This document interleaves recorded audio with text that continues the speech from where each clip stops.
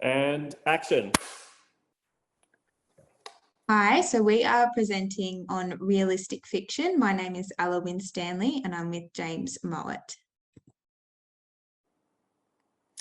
Hello. So the general overview of realistic fiction. So the genre of realistic fiction or realism is identified by a number of key characteristics. They're stories that are set in a contemporary and recognisable world. They contain realistic characteristics that the reader can recognise and relate to.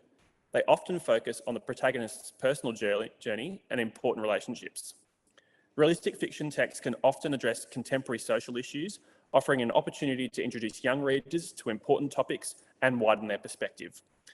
This genre portrays genuine real-life experiences to children and can be a powerful tool in building our young readers' ability to look at the world through the lens of others and cultivate empathy, as well as allowing them to see experiences similar to their own represented in texts.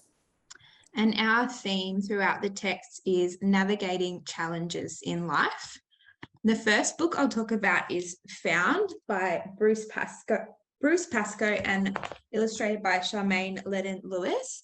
It's an Indigenous picture book about a young calf that gets separated from his mother and goes on a journey to find her and return home. The pain and fear of losing his family provides a challenge to the calf, and he needs to navigate these emotions with resilience in order to find them again. This book is a really beautiful exploration of themes around the stolen generation and the trauma of forced removal, and it's done in a way that's really appropriate for young readers. It contains some really stunning illustrations which are sure to catch the student's eye and connect them with the story on a deeper level, so it's a really valuable book to have in the classroom library. The next book I'll be talking about is called Don't Think About Purple Elephants.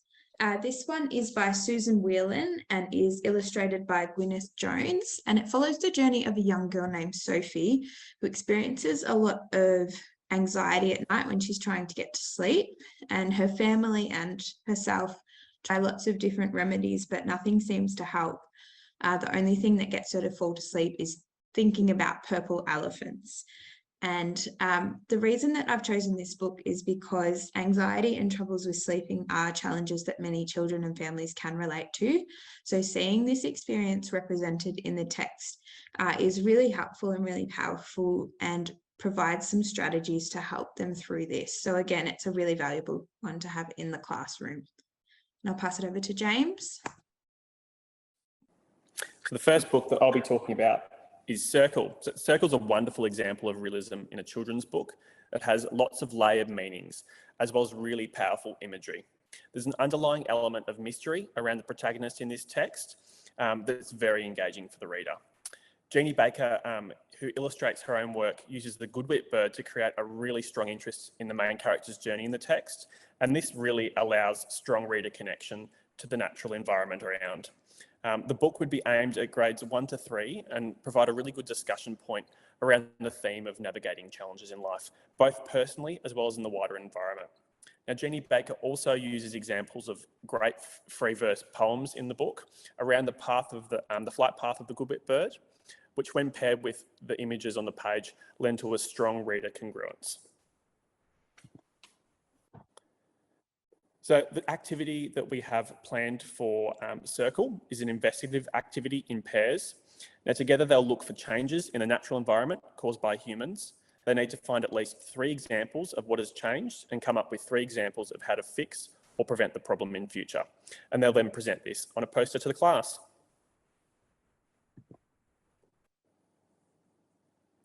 The next book that I've got is Still Alive, which provides important historical content to Australia's immigration and detention system. It's a really good example of realism in the form of a graphic novel. Now, the text by Seftar Ahmed aimed to provoke strong thought and discussion around human rights, especially in a modern day setting, while also really challenging popular opinions from political figures. The collage of sophisticated images paired with real life imagination and immigration stories evokes a strong sense of social justice in the reader while breaking the fourth wall. And the use of a graphic novel paired with a multitude of realistic stories gives teachers a strong topic to cover for upper primary school students while making it a really engaging read. And that's all we have for today. Thank you very much for watching.